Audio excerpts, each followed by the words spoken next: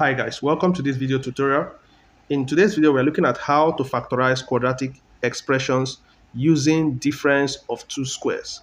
So in our previous lesson, we've seen how to factorize quadratic expressions.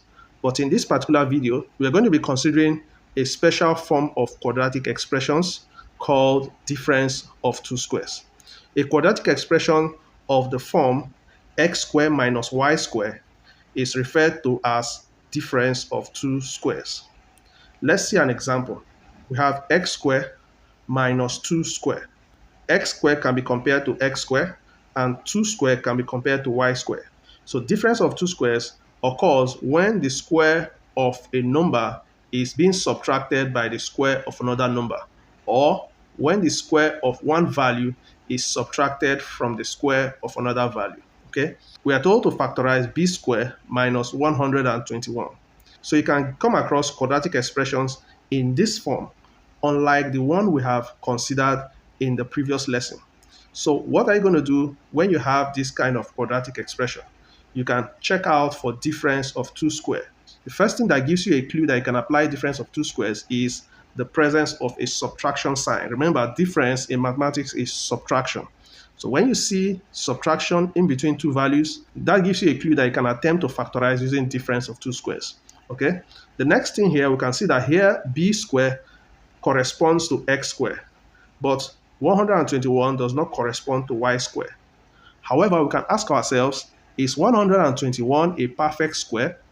Remember, a perfect square is a number whose square root is a whole number. The answer is yes. 121 is the same thing as 11 multiplied by 11. So instead of writing 121, we can simply write 11 multiplied by 11. Okay, so this will give us b squared minus 11 square. Remember, 11 multiplied by 11 is 11 square. So now this has conformed to this. So we have y squared. Here we have 11 square. Now this is where difference of two square makes your factorization process very easy. So if you have x squared minus y squared, all you need to do is open two brackets. In one bracket, we are going to have x plus y, x plus y, and in the second bracket, we are going to have x minus y.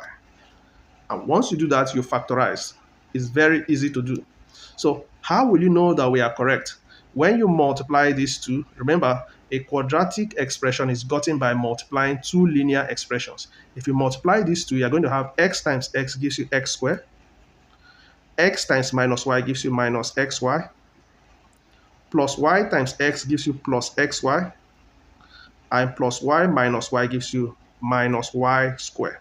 So looking at this, we have minus xy plus xy. This can cancel out. So you're going to have x squared minus y squared. So you can see that we've gone back to this, okay? So when you factorize this, this is just the simple way of writing it. X plus y into x minus y. So let's compare this to this. So this will give us two brackets. In one bracket, just as we did x plus y, we're going to do b plus 11. And just as we did x minus y, we're going to do b minus 11. And this is the simple answer, okay? So let's look at the second example. We are told to factorize 6x squared minus 54. So comparing that with this, do we have this situation playing out? If we don't, then we see how we can make it to work. But first, we see a subtraction sign. That gives us the first clue that we can use difference of two squares. So let's look at that. We have 6x squared minus 54. So here, there's an issue. We have a 6 here. But can we remove this 6 so that we can have x squared? Yes, we can, because 6 and 54, 6 can divide both of them. So we can simply bring 6 out. That will give us 6 into x squared minus 54 divided by 6 will give us 9. So now we have x squared. So we are getting closer. Also remember, 9 is a perfect square because the square root of 9 is 3. So 9 is the same thing as 3 squared. So we can have it as 6 into x squared minus 3 squared. So at this point, we have this situation playing out. X squared minus y squared, x squared minus 3 squared. So we can simply open two brackets. In one bracket to put x plus 3, and in the second bracket to put x minus 3. And that gives us the answer to this question. Very simple. Next, let's consider this one. We are told to factorize 27p squared minus 3q squared. So 27p squared minus 3q squared. So we have some little complexity here because we have 27, which is not a perfect square, and we also have 3. But 3 can divide both 27 and 3. So let's bring 3 out. This will give us 3 into 27 divided by 3 will give us 9p squared minus 3q squared divided by 3 will give us q squared. So we still have 9 here, but we know that 9 is a perfect square. So 9 is the same thing as 3 squared.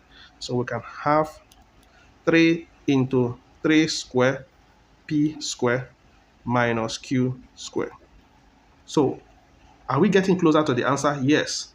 Applying laws of indices, when two values have the same exponent, we can put the two values in a parenthesis and bring out the exponent.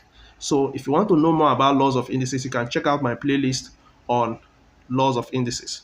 So this will give us 3 into 3p squared minus q squared. So since 3 and p have square, we put them in a parenthesis and bring out square. So at this point, 3p represents x and q represents y. So now we can open two parentheses or two brackets. So in place of x, we have 3p. So we have 3p plus q and then 3p minus q. And that becomes our answer. So we have been able to factorize all these quadratic expressions applying difference of two squares. If you understood what we did in this particular lesson, I would like you to solve this question and leave the answer in the comment section. If you enjoyed the video, don't forget to like the video, share it with your friends, and subscribe to this YouTube channel for more maths content. See you in the next video.